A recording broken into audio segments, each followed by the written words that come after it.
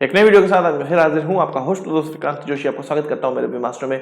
इसमें हम लेकर आते हैं वर्ल्ड अफेयर्स और डिफेंस की दुनिया की टॉप खबरें। तो चलिए जान लेते हैं। अपनी सबसे पहली खबर की बात करेंगे तो वो MQ-9 रीपर की तरफ से आ रही है या सी गार्डियन ड्रोन की तरफ से आ रही है, जो कि भारत यूएस से लेने वाला है। हमें पता है कि भारत इसके ज्यादा दाम होने की वजह से लंबा नेगोशिएशन कर रहा है और 3-4 साल लग गए हैं इसके नेगोशिएशन में। कभी अमेरिका ये डिसाइड करता है कि भारत को बेचा जाएगा, कभी भारत ये कहता है कि हम हाँ लेंगे पर इतने दाम में लेंगे, फिर अमेरिका से दाम कम करने कहा जाता है। फिर इसमें ये बात होती है कि भारत में इसका निर्माण करना होगा, कुछ टेक्नोलॉजी भी ट्रांसफर करनी होगी। ये सारी चीजें हम लोग सुन चुके हैं। अब अंतिम तौर पे जो नेगोशिएशन में ऑफर दिया गया है वो ये ऑफर है और लगता है कि भारत इसको मान भी जाएगा। उसमें 30 MQ-9 में से 18 भारत में ही असेंबल किए जाएंगे, जबकि 12 वो अमेरिका से ही असेंबल होके आएंगे। आपको पता है कि जनरल एटॉमिक्स के द्वारा इसको बनाया जाता है और साथ ही साथ जब ये ड्रोन हमारे यहाँ असेंबल होंगे तो DRDO को इसकी कुछ टेक्नोलॉजी देखने को भी मिलेगी और उसको एक तरह से DRDO को सीखने को मिलेगा। असल में DRDO के द्वारा इसके रडार पर नजरें गड़ाई गई हैं और इसके उस सिस्टम पे जिसमें कि ये भीड़ भाड़ मतलब कई ड्रोन वहां पर हों तो भी अपना रास्ता बना लेता है, इस तरह की टेक्नोलॉजी के लिए DRDO नजर गड़ाया हुआ है, भारत नजर गड़ाया हुआ है।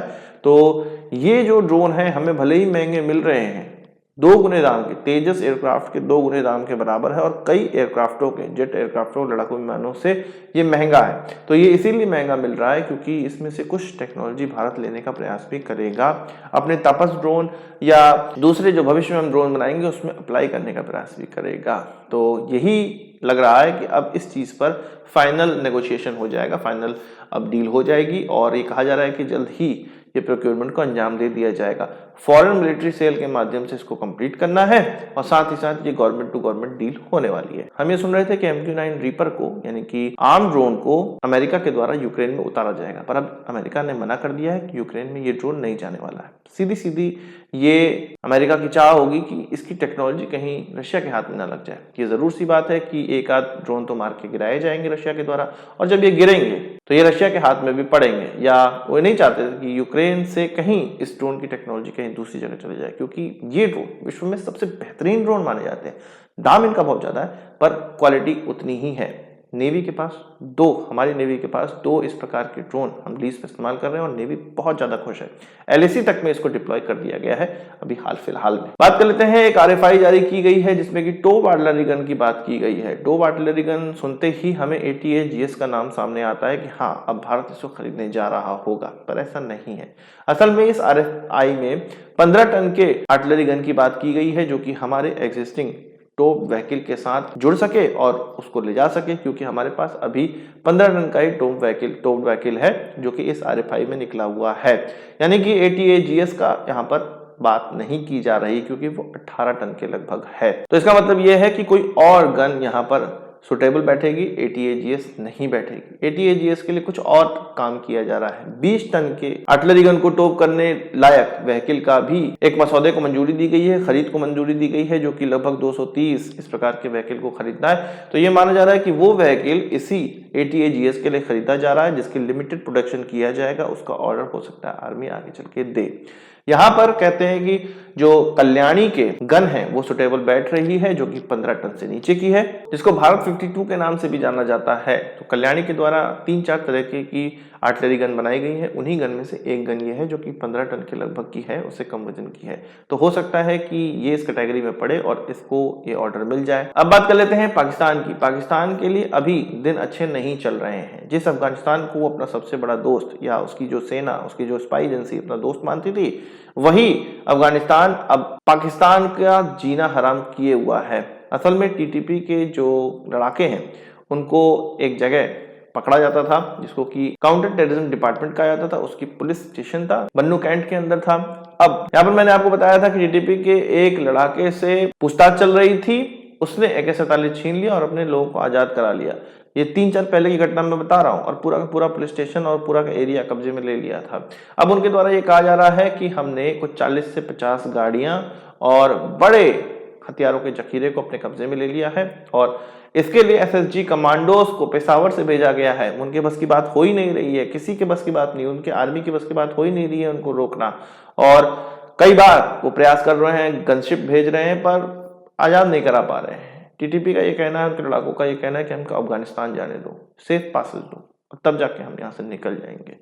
वहाँ पे कहा जा रहा है कि 40-50 लोगों को बंदी बनाया गया है, जिसमें से 6-7 ऑफिसर हैं, उनकी जान भी गई हुई मानी जा सकती है और वो इंजर्ड भी हैं। साथ ही साथ पाकिस्तान के द्वारा डुरंड लाइन पे, डिस्प्यूटेड डुरंड लाइन जो कि अफगानिस्तान और पाकिस्तान के बीच में है, वहां पर अपने जो F-16 है उनको उड़ाया जा रहा है, रैकी की जा रही है इसके माध्यम से। तो हो सकता है वो इससे रिलेटेड ही हो, इस घटना से रिलेटेड ही हो, या जो अफगानिस्तान की तरफ से, अफगानिस्तान में तालिबान की तरफ से जो लड़ाके होते हैं जो कि इस सीमा की रक्षा कर रहे हैं, वो भी पाकिस्तानियों को मारते रहते हैं, गोली मार देते हैं, स्नाइपर अटैक कर देते हैं।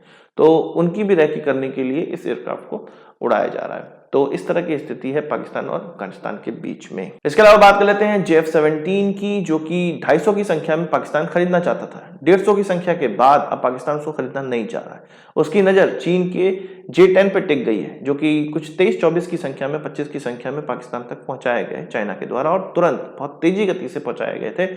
इसी साल में पहुंचाए गए थे वो। तो ये कहा जा रहा है कि एक खेप 50 की और एक खेप 40 की पाकिस्तान इस चीज के लिए अब ट्राई कर रहा है कि चीन से वो J-10 खरीदेगा कुछ 90 की संख्या में, और कुल मिला के ये एयरक्राफ्ट 250 के लगभग हो जाएंगे। और JF-17 के ब्लॉक 3 को ज्यादा संख्या में अब नहीं खरीदा जाएगा, क्योंकि इसकी परफॉर्मेंस भी अच्छी नहीं है, रशिया से इंजन मिल नहीं पा रहा, दिक्कत बहुत ज्यादा है। और उनके जो मिराज 5 और मिराज 3 हैं उनका फेज आउट होने वाला है, और 2-3 सालों में वो पूरी तरह से फेज आउट कर दिए जाएंगे।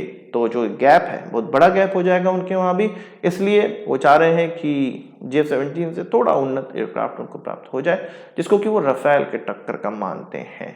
हमने कई बार सुना है कि J-10 को वो रफेल का टक्कर का मानते हैं। क्यों?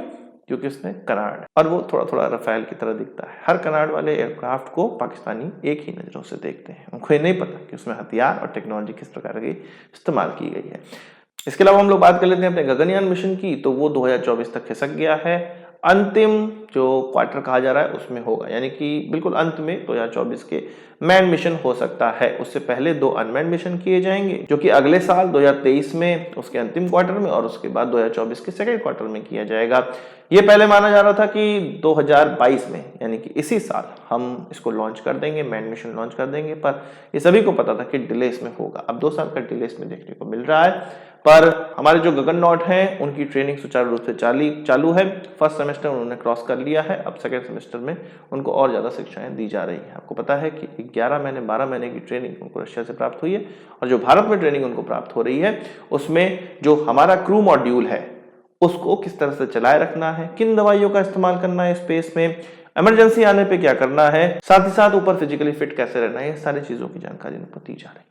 आज की इस वीडियो के लिए बस इतना ही। आशा करता हूँ कि वीडियो पसंद आया होगा, आपसे बड़ा ध्यान से जरूर देंगे। इस वीडियो से मुझे किस बार से चाहो कमेंट बॉक्स में जरूर लाइएगा, और यदि आपने हमारे चैनल सब्सक्राइब नहीं किया उसे भी कर लीजिए, क्योंकि हम इस प्रकार की वीडियो लाते रहते हैं। नमस्कार, थैंक यू, जय हिंद।